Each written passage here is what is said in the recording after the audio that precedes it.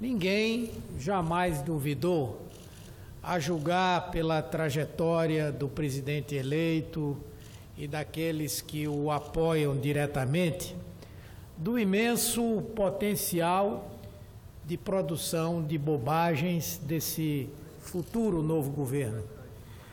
Mas eu gostaria hoje de ressaltar aqui algumas das tolices já proferidas e que pautam o viés ideológico da futura gestão e causam preocupação em diversas áreas.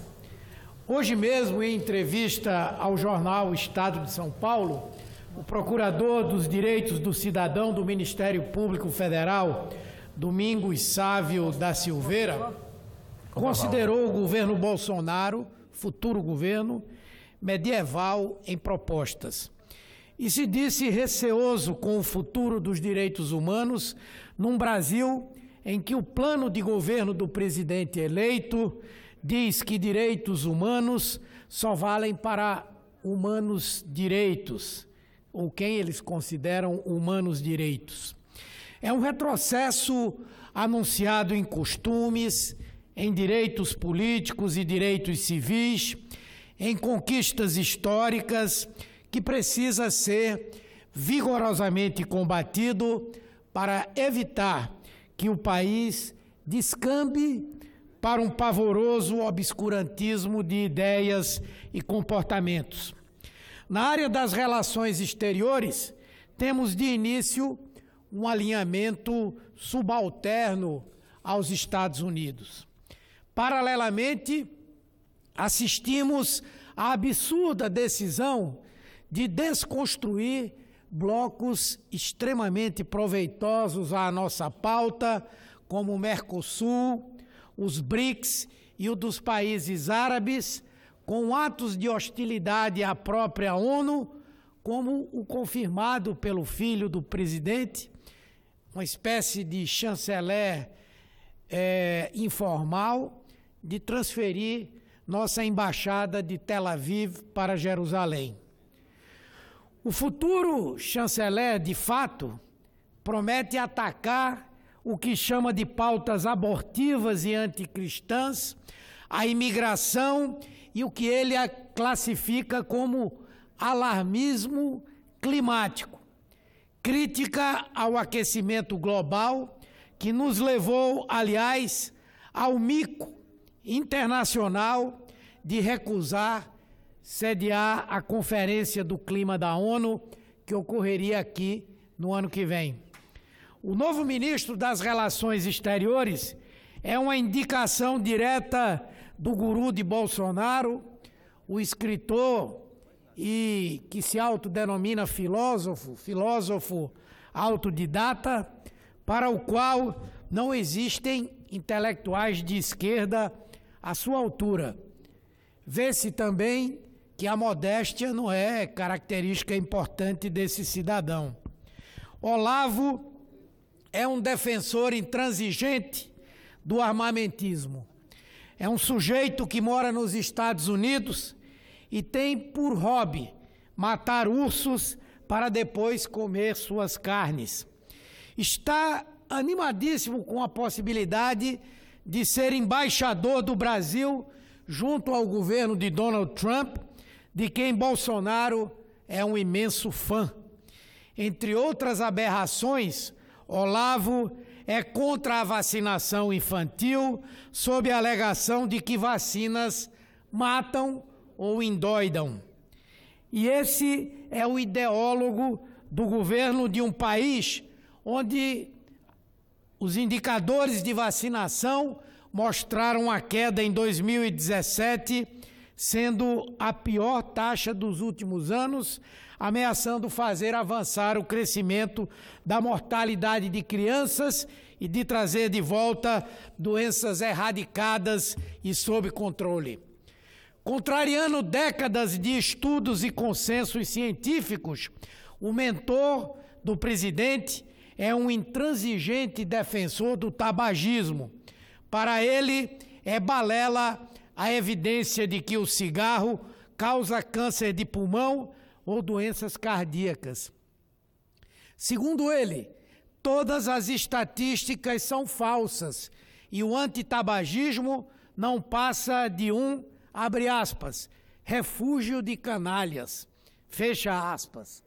Olavo de Carvalho, que se orgulha de nunca ter prestado vestibular, porque abandonou a escola na 8ª série do ensino fundamental, acredita que a Pepsi Cola, é feita com células de feto abortado e quem a consome é um abortista terceirizado. E pensa que a Terra não gira em torno do Sol, achando-se capaz de ensinar física a Einstein. Talvez por todas essas qualificações e ideias revolucionárias, ele não só tenha indicado o futuro ministro das Relações Exteriores de Bolsonaro, mas também o da educação. Nessa área, nós pensávamos que já havíamos chegado ao fundo do poço com a trágica gestão desse que, lamentavelmente, é meu conterrâneo, Mendonça Filho, por lá congelando os investimentos no setor por 20 anos, desmontando o FIES e o ProUni e acabando com o Ciência Sem Fronteiras. Mas não, o colombiano que irá assumir a pasta já disse que Bolsonaro terá o direito de ver a prova do Enem antecipadamente, para intervir diretamente na condução do seu conteúdo. Aliás, o humorista José Simão lançou um Twitter genial. Ele disse: Bolsonaro vai ver a prova, mas não vai ser capaz de responder. Ou seja, esse governo decreta o fim da credibilidade de um concurso sério, que tantos benefícios trouxe aos estudantes brasileiros e tantos avanços promoveu no Brasil. Ricardo Rodrigues Vélez tem as bênçãos da bancada evangélica, porque é um defensor do chamado Projeto Escola Sem Partido, que se propõe a censurar os professores dentro das salas de aula. Para ele, Olavo, o golpe militar de 64 deve ser comemorado. E é bobagem falar em democratização das universidades, porque nem todo mundo é chamado a fazer ensino superior. E diz mais, abre aspas, eu acho que o 2º grau, essa denominação é da minha época de estudante do ensino médio. É assim que ele chama 2º grau. Pelo que a gente vê, a imensa intimidade que tem com a área, mas segue. Acho que o 2º grau teria como finalidade mostrar ao aluno que ele pode pôr em prática esses conhecimentos e ganhar grana com isso, como os youtubers estão ganhando grana sem frequentar a universidade. Fecha aspas. Esse parece ser o ideal de educação para o futuro governo. Que belo exemplo estão dando aos nossos jovens. O de que buscar dinheiro é mais importante do que uma formação sólida. É absolutamente lamentável e deprimente assistir a essa exaltação da burrice. E imaginar que anos atrás nós tínhamos como presidente um torneiro mecânico que foi o responsável pela construção do maior número de universidades e escolas técnicas da nossa história. Não posso deixar de registrar também, mais uma vez, que essa será uma gestão que também acredita, como disse um dos seus ministros mais próximos, o general Augusto Heleno, que o Nordeste é o maior centro de roubalheira do Brasil. E até hoje nós não ouvimos uma censura da parte de Bolsonaro, nem uma autocrítica da parte do almirante. Ignorando ambos que o Nordeste é hoje a grande máquina propulsora do desenvolvimento no Brasil. É a região que puxa o desenvolvimento nacional e isso tem tudo a ver com a prioridade econômica, política e social que foi dada à nossa região pelos governos do Partido dos Trabalhadores. E certamente o Nordeste vai voltar a ser foco das políticas atrasadas que durante séculos foram aplicadas na nossa região. Políticas para os coitados, como diz o presidente eleito.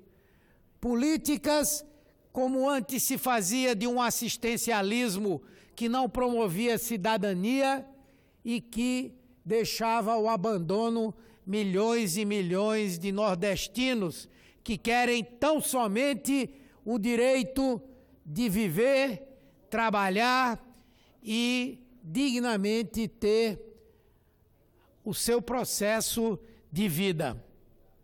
Então, é esse o governo com que teremos que lidar a partir do ano que vem.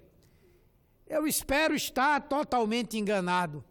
Espero que tantos desencontros, que tantas bobagens ditas, que tantas asneiras repetidas sejam tão somente um desencontro que pode acontecer, embora eu não tenha visto em nenhum momento, em nenhum outro governo, no processo de formação de uma equipe ou no processo de tentativa de elaboração de um programa de governo, já que isso não foi apresentado durante a campanha. Quero eu estar errado, mas tudo indica que nós teremos um governo retrógrado, medieval, obscurantista, que ameaça tragar o Brasil para as trevas totais. É um governo, afinal, em que a ignorância tem um futuro promissor, onde os seus integrantes e apoiadores perderam completamente a vergonha da ignorância, de manifestar ou de expressar ignorância. O fazem com orgulho, fundamentados nas suas posições pós-verdade. Vou concluir, senhor presidente, repetindo que espero que essa minha previsão não seja uma profecia. Para o bem do Brasil, que nada disso continue a partir do dia 1º de janeiro, quando esse governo for alçado ao poder. Mas acredito, senhor presidente, para sofrimento dos brasileiros, que lamentavelmente o que nós estamos assistindo agora vai ser uma rotina dos próximos 4 anos do futuro presidente Jair Bolsonaro. Muito obrigado, senhor presidente.